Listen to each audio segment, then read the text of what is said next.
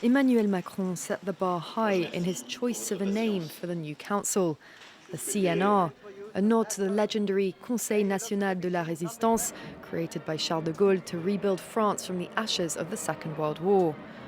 After a difficult election period, in which Macron saw off far-right rival Le Pen, but with a narrowed margin, then a further setback when he lost his parliamentary majority, the French president is hoping to breathe new life into his second term with this new CNR.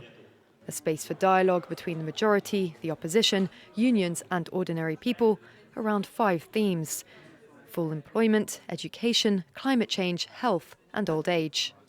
The aim of this CNR is to establish a common diagnosis, to discuss limitations, agree on the best approach and a timetable. It will intervene ahead of the legislative work and again after it, during its implementation.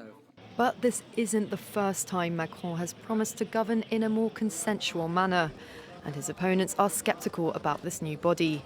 Several trade unions and the main opposition parties are refusing to take part. I've said from the start that it was a Macronian gimmick, an instrument to bypass Parliament. We don't need it. Democracy is the separation of powers. We have a Parliament, the legislature which makes the law, and an executive. But if we mix them all together in another body with all sorts of participants, then it undermines Parliament. Even in amongst Macron's camp, there are doubts, with some questioning the point of the council. Macron's former Prime Minister Edouard Philippe found a good excuse to duck out of its first meeting, a timetable clash with a trip to Canada.